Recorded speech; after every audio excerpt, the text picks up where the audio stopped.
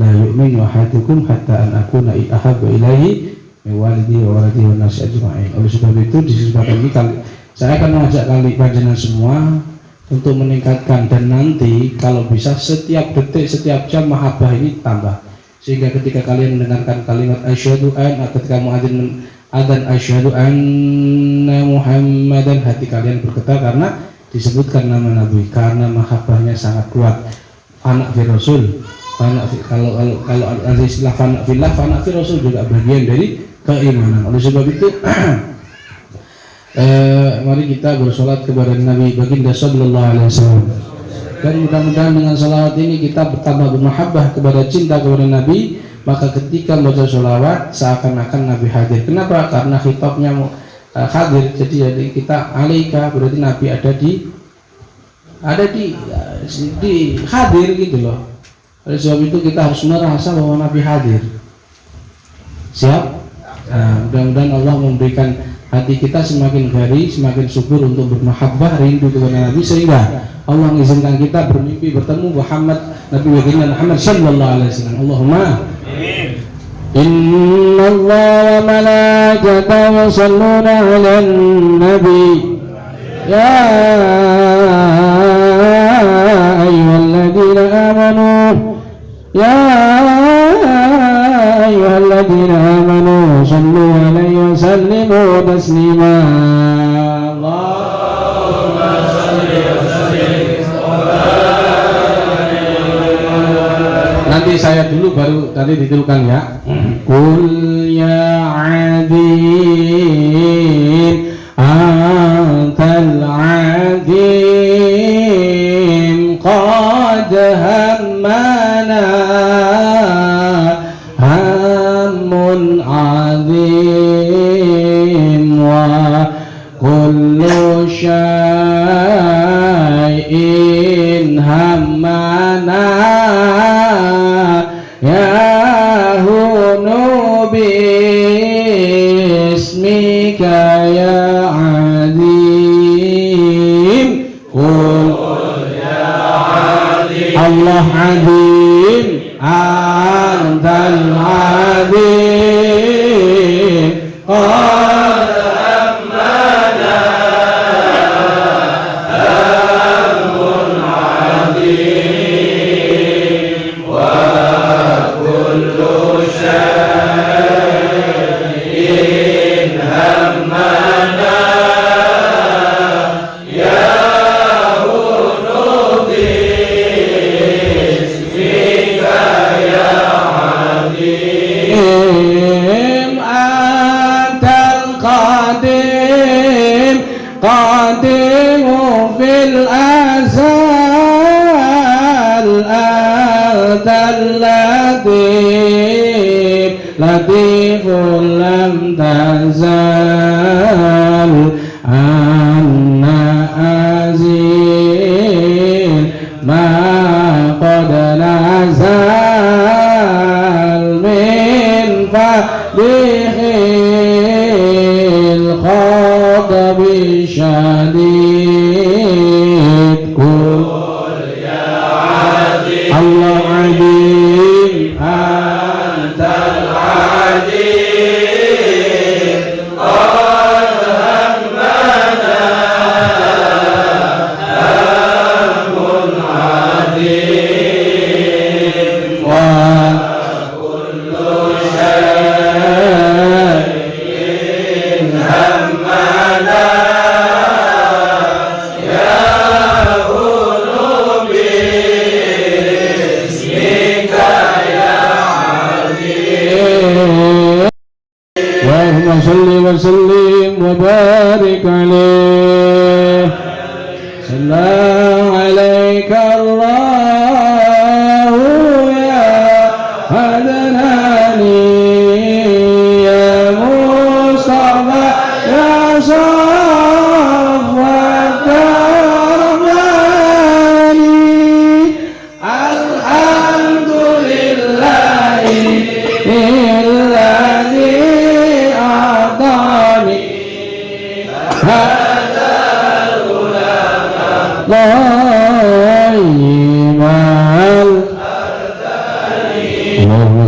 وسلم وبارك عليه اللهم اجمعنا به في الدنيا والآخرة اللهم أحينا متمسكين بسنته وطاعته اللهم ارزقنا زيارته في كل سنة بحقك يا رب العالمين آمين يا الله يا رب Hadirin, sebenarnya apa masalah kalian itu ternyata juga terjadi masalah di PC yang lain, dan sebenarnya jawabannya sudah ada di Mars CRA. Karena sebelum membuat Mars CRA saya sudah menduga yang namanya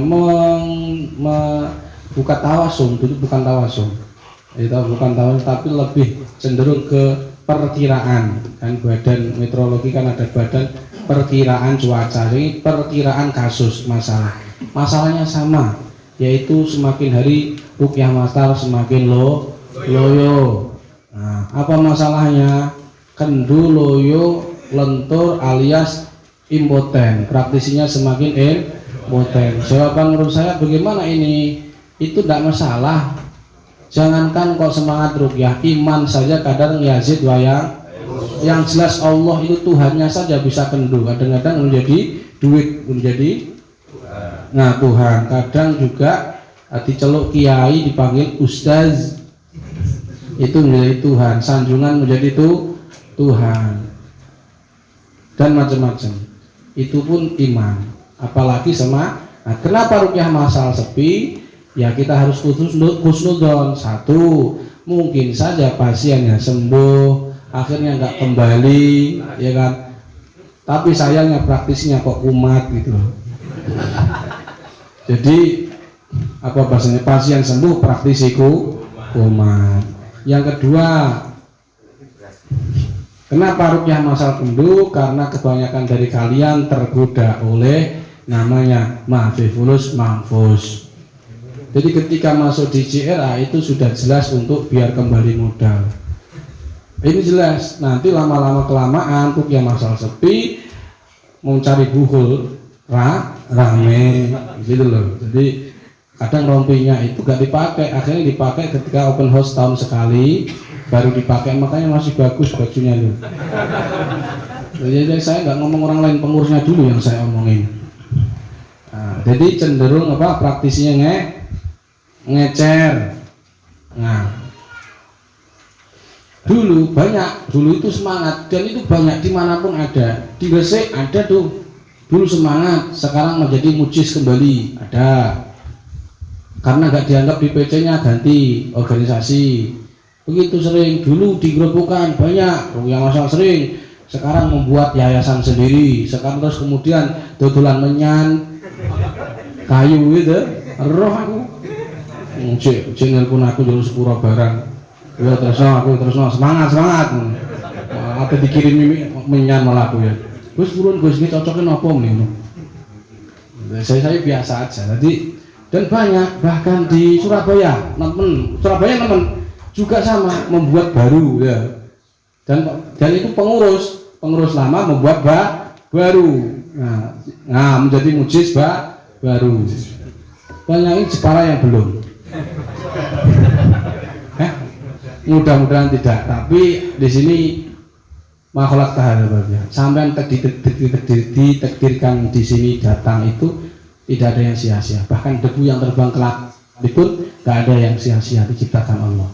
Maka saya melihat di sini adalah yang Jepara sama Gresik ini mudah-mudahan nggak niru Gresik ya, dan sekutunya ini disebut diacap lah. Apa namanya? Jadi tidak selama-lama awal-awalnya dia militan, tapi lama-lama terus dia endingnya ajarah ngecer alias mencari pasien. Alasannya Kusama memperbolehkan kita berilmu-ilmu yang lain kok. Setelah belajar di sertifikatnya CRA ada sertifikat Bektogur. Setelah Bektogur ganti hipnosis, mesmerism, magnetism, semar mesem. Banyak sertifikatnya, sampai itu rumahnya penuh ruang tamunya dengan sertifikat. Tapi saya nggak ada pasien. Pasiennya dia ngejar, katanya alasannya pemburu santet. Tapi akhirnya adalah yaitu tadi, dia ending-endingnya mahfuz, dan alhamdulillah ya, mungkin walaupun Jepara nggak niru, walaupun ada yang khas dari Gresik dan Jepara. Kalau Gresik itu apa namanya, topinya dukur, itu sinyal mencari buhul santet tidak itu saja. Topinya tinggi 1,5 meter kadang-kadang. Nah Jepara itu kopiahnya diukir Pak. Contohnya tuh serbannya diukir. Itu khas, itu ciri khas itu. Isi khas. Nah, artinya begini. Yang kedua, yang ketiga biasanya juga karena apa namanya, kurang berkah, karena punya ilmu jarang. Fa'inna rusubalani fi nafati. Jadi mereka itu kadang-kadang pasiennya laris lupa bayar pajak gitu. Maksudnya pasti ke masjid, ya, pasti ke masjid gitu loh, bukan ke saya, ke masjid. Nah, dia lupa sedekah, akhirnya agak berkah gitu. Terus tiga pula dia yang keempat, ruqyahnya tidak berkualitas sehingga mengakibatkan orang yang tidak kembali bukan sembuh tapi malah mati. Atau dia tidak sembuh akhirnya ngomong ke orang, jangan ruqyah ke Mbah Blangkon Kusumo itu. Karena dia nanti temanku di ruqyah kesurupan nggak tuntas-tuntas. Karena ruqyahnya bukan memakai ilmu. Jadi ruqyah itu seperti minum obat, Pak. Tidak mungkin kalian memberikan obat tanpa diagnosa. Tidak boleh, memang harus diagnosa dulu dong. Jangan asal baca ayat muntah selesai. Orang yang asam lambung dengan orang yang kasus tumbal sama-sama muntahnya kan ruqyah. Apa bedanya? Ayatnya juga sama.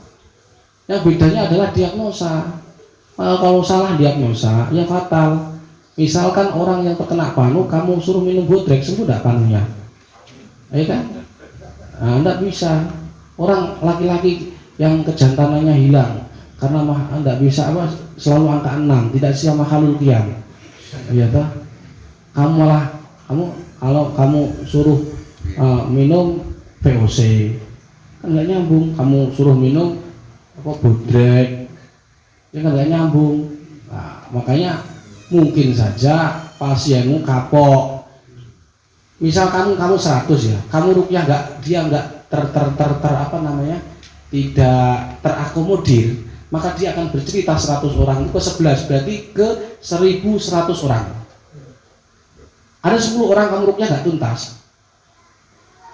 Hati-hati Pak itu, ya, kamu mengandung madu manis sehingga tawon. Jadi 10 orang kamu ruqyah rok mini. Awalnya kamu rok mini kan, sering rok mini kamu. Ruqyah mini, janda dan anaknya itu kalau di ruqyah namanya rok mini. Nah mereka 10 orang kamu ruqyah, maka dia akan bercerita kepada 11 orang. Tapi kalau orang kamu ruqyah sembuh, dia akan bercerita ke 3 orang. Maknanya, mafsadatnya, dampaknya adalah parah dampak dari ketika orang nggak sembuh itu jauh lebih banyak daripada ketika sembuh. Oleh sebab itu kalau ruqyah masal harus berkualitas. Tadi sudah saya sering sampaikan, kualitas berkualitas apa? Pertama, kamu harus membagi ruqyah jadi 2 sesi penyakit medis non psikologis, yang kedua non medis. Kenapa? Karena yang 100 orang, misal katakanlah 100 orang yang datang, itu medis mungkin saja 40 orang, yang 50 tak gangguan gaib. Nah, sedangkan kamu ngurusi gaib doang, yang ini nggak terakomodir, akhirnya nggak sembuh yang medis murni ini. Begitu pula sebaliknya, kamu ngurusi sedono dan jini saja, sedangkan yang asam lambung ini nggak kamu urusi, karena kamu dengan semangatnya meruqyah orang kesurupan karena belum hafal ayat, kamu memegang buku kali gak konsentrasi, akhirnya gak konsentrasi, belum hafal pula. Ayo tengok kiri di sana, rokok toh, kandani kok. Ayatmu gak hafal, kamu ini nar belum deh, rokok. Ora apa lo ibu ini nar toh, nar. Tangan duluan nerok surga. Ih, apa ya Pak Ustad? Api lah, jannah. Ora apal ayat akhir muni jannah tok. Orang mandi kasih medua ijazah kuwi kok. Maka dari itu sebenarnya sudah ada jawaban di Marsyirah. Oke? Nah, Marsyirah itu bagaimana? Ayo kita sama-sama menyandungkan biar kalian gak lupa. 3 sing ra apal pokoknya mangap. 2, 1 bersama Nahdlatul Ulama di ruqya aswaja, lahirlah pejuang sejati, berilmu, beradab dan bertakwa, Al-Quran dakwah kami. Kami berjuang, kami militan, taat pada sang guru, membantu para merki menggapai kesembuhan, menuju kebahagiaan. Jangan menyerah, jangan mengeluh, Allah bersama kita, perangi menuju bekal kita ke akhirat, semangat mendakwakan Al-Quran sebagai syifa bersama Nahdlatul Ulama di Jami'ah Ruqyah Aswaja, lahirlah pejuang sejati, berilmu, beradab dan bertakwa, Al-Quran dakwah kami. Kami berjuang, kami militan, taat pada sang guru, membantu para maki menggapai kesembuhan, menuju kebahagiaan. Jangan menyerah, jangan mengeluh, Allah bersama kita, perangi kemaksiatan, menuju ridha Allah, bekal kita di akhirat, semangat mendakwakan Al-Quran sebagai syifa bersama Nahdlatul Ulama. Siapa kita? NKRI, Pancasila. Istri kita? Satu. Istri tetangga? Ayo hadirun, enggak. Di situ ada beberapa kalimat, maka saya sampaikan wajib melakukan marsi RA ketika rutinan. Siap? Ketika terotibul haddad, ruqyah masal, walaupun jamaah nggak hafal tetap dibaca, supaya nanti ketika open house kamu nggak hafal, biar apa namanya, biar hafal, biar nggak malu. Karena tadi saya lihat lambene sing nggak hafal, berarti nggak tahu nek ruqyah masal, nggak tahu melok ngurusi konsumsi ya. Ada beberapa terminologi yang di situ saya harus jelaskan sedikit saja. Yang pertama di situ adalah pejuang, lahirlah pejuang sejati. Oleh sebab itu jenengan itu sebenarnya dari awal masuk JRA itu sudah tercetak dari orang yang anti menyerah, lanjut terus, kan? Begitu harusnya semangatnya lanjut terus, ndak ngelempem, ndak loyo, ndak gampang pure, ndak gampang keluar grup, ngambekan. Tetap semangat. Besok ruqyah orangnya mati, besok gak kuliah nih. Itu namanya lembek. Kalau ditanya, Gus Apa kapan sampai kapan sih ruqyah ini? Loh, pertanyaanmu penghinaan. Sama kalau ketika bertanya, sampai kapan kamu yakin Al-Quran sifat? Sampai apa? Sampai kapan?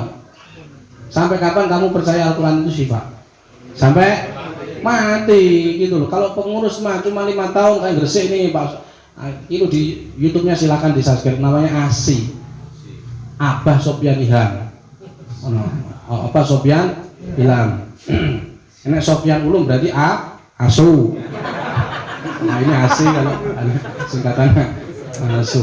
Alhamdulillah. Nah itu cuma kalau pengurus 5 tahun, bayangkan 5 tahun, belum 5 tahun kadang sudah dikodeta oleh pengurus yang lain. Surabaya itu kodeta, ada yang dikodeta sama pengurus, ada yang di bawahnya dikodeta, ada yang kalau Surabaya bukan Surasakti. Nah kadang-kadang belum kelar sudah diganti. Nah seperti itu. Maka kalau masih era mah nggak penting ya, yang penting sampai harus percaya bahwa Al-Quran ini sifat dan terus semangat. Saya tanya kalian, saya ulangi, kalian ini sebenarnya sudah tercetak dari para pejuang dan tidak pantang mundur. Siap? Siap. Terutama yang pakai rompi, pantang mundur. Ya siap? Siap. Kalau kamu besok pulang dari sini dituduh orang yang halu, lanjut apa berhenti? Kalau pulang dari situ kamu rukyah orang, besoknya mati, terus kamu dibeli amplop, akhirnya kamu dituduh pembunuh bayaran. Lanjut atau terus? Gitu loh. Ketika kamu merukyah kan kesurupan sampai 3 hari, terus kamu dikasih 2M, matur suwun Mas, makasih Mas. Pertanyaannya, lanjut atau terus?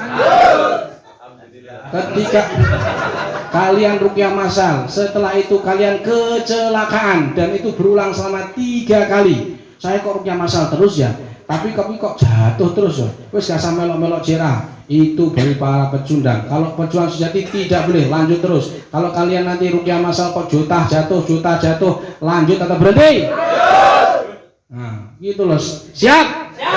Ternyata kalian keluar rumah, ya kan? Keluar rumah, habis keluar rumah istrimu pusing, terus kemudian kamu rukyah. Sebelum kamu rukyah dia tuh ngomong, pret, lanjut apa terus? Nah. Pejuang sejati. Terus kemudian di situ ada kalimat pula bahwasanya berilmu, dari makanya harus berilmu. Kalau ada orang di swab, terus dia keluhannya kepalanya pusing, punggungnya panas, kemudian kakinya lumpuh, nggak bisa jalan, ketarik ke tengah rumah, kasus apa? Yang salah, bukan sihir. Sihir masuk tengah rumah. Ini loh nggak berilmu. Makanya saya bilang harus berilmu dong. Jangan sampai ke pasien kamu kasih paracetamol, dia gudeg kok paracetamol. Oke, saya ulangi kasus. Ketempelan malah. Ketempelan ini keluhannya depan, dada sesak, sakit gigi begitu. Lah itu kan punggungnya berat, sakitnya lumpuh dia, kepalanya pusing. Nah, depan atau belakang? Belakang, berarti kasus. Loh, nggak paham kan? Wes angel. Apa? Mbuh sihir dah, kok lagu kamu? Kok untung gak pakai rompi tak seneni bukan? Harus berilmu dong, masa pokok CRA. Makanya saya bilang, kalau kamu sudah pakai rompi CRA, wajib kalau ngomong santet harus tahu bukunya. Kalau kamu ngomong ketempelan, wajib tahu ketempelan dari mana. Jangan salah-salah. Kan saya malu melihat ngomong santet tapi gak ada bukunya. Karena latih kok ini, Gus saya menangani santet tapi gak ada bukunya. Loh. Kok gede kan? Kok bisa lho, rumusnya santet itu apa? Tower dan HP, kok gak ada tower loh? Masa HP tok? Ini lucu. Kok bisa kamu mendiagnosa dari santet? Nah itu dari jinnya. Lah adalah diagnosa itu dari ilmu, bukan dari jin. Gimana? Masa kamu ikuti pasien?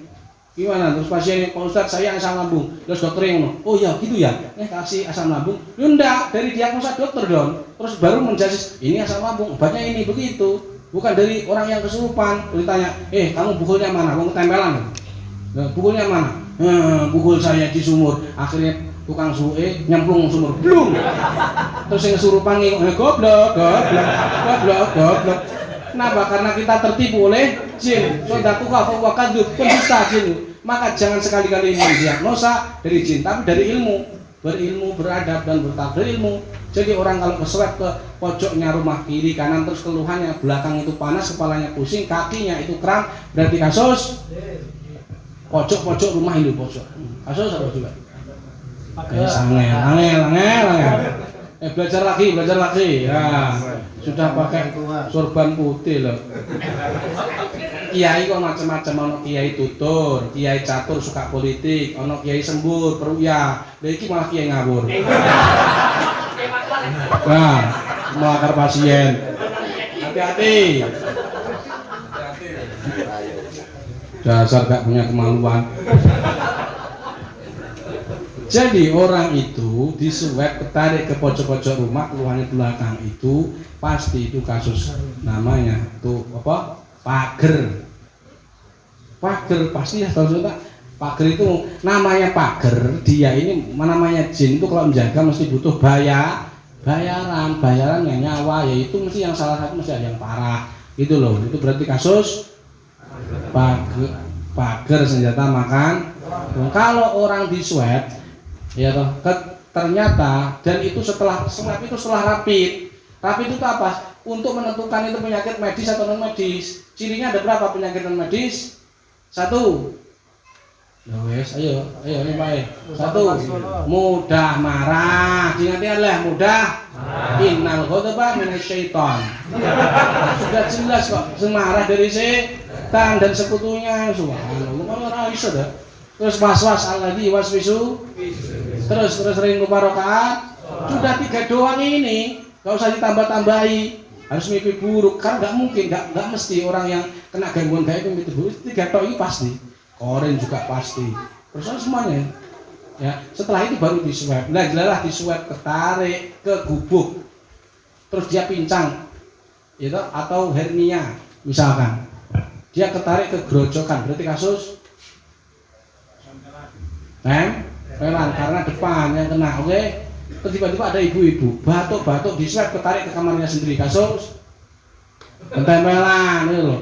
Terus orang ditanya, tidak mudah marah, ya tidak rupa rakaat sholat, kemudian ya tidak was-was, dia diswab gitu, dia ketarik ke wajah istrinya tetangga, berarti apa? Ain apanya? Pengen wayo? Enggak ada gangguan gaib kok.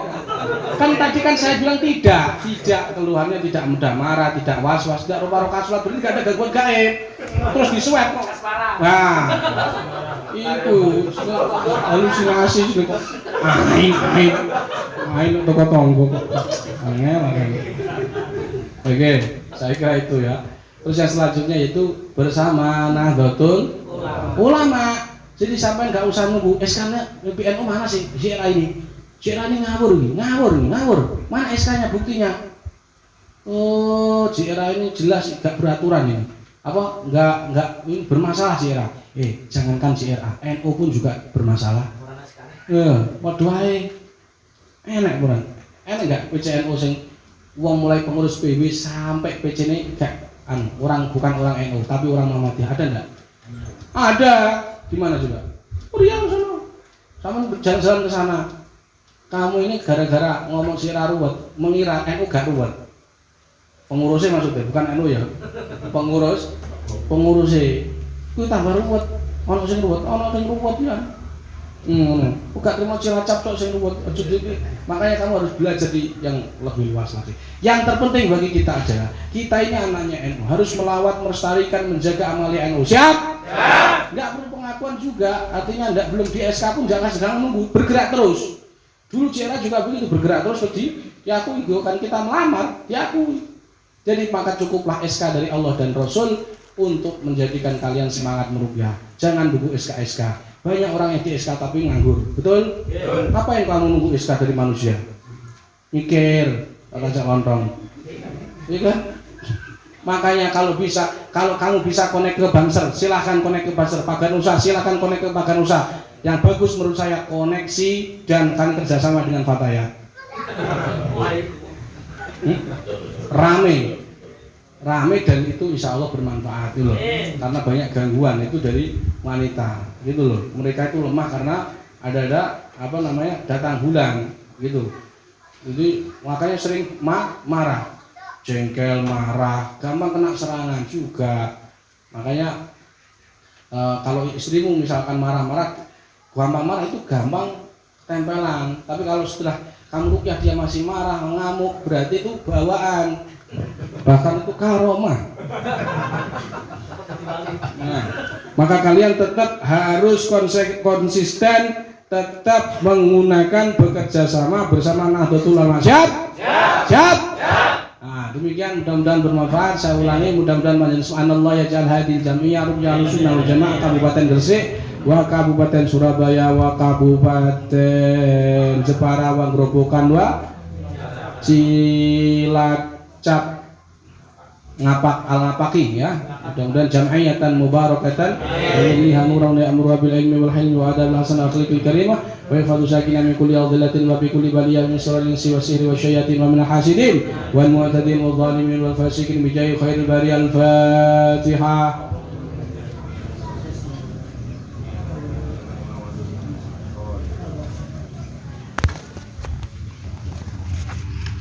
Menurut saya jenengan sumu gerah saya seperti ini mulai subuh.